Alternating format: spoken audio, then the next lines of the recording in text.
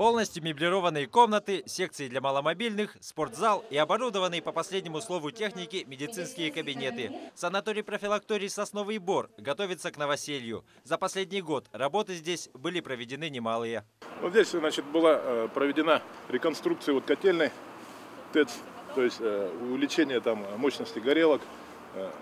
Дополнительно была сделана насосная станция, смонтирована пожаротушение станция. Плюс озеленение, проезды, территории и детская площадка. Новое здание площадью 5000 квадратных метров вмещает в себя 250 человек. Первыми сюда заселятся участники игр «Дети Азии», после чего будет открыт первый сезон круглогодичного отдыха для школьников.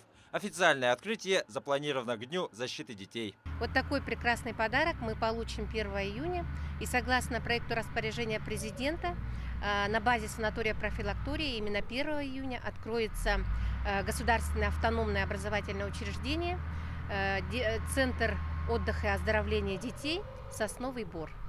Самая грандиозная стройка, стадион «Трехтысячник», тоже находится на стадии завершения. Общая его площадь более 20 тысяч квадратных метров. Стадион вмещает в себя несколько залов – борцовский, боксерский и крытый стадион. Степень готовности в общем стройки очень высокая. Все строительные работы завершены. В данный момент ведутся работы по уборке и подготовке всего оборудования к сдаче в эксплуатацию. Крытый стадион, находящийся в блоке А, теперь оснащен самым современным спортивным инвентарем. 4 беговые дорожки, оборудование для игровых видов спорта, прыжков в длину, высоту и даже фотофиниш. Все по последнему писку спортивной моды. Самый большой спортивный зал полностью застелен итальянским покрытием Мондо. Именно такое использовалось на Олимпийских играх в Пекине и чемпионате по легкой атлетике в Стамбуле. В России этот стадион стал третьим с таким покрытием. По периметру стадиона на втором этаже расположена беговая дорожка длиной 390 метров.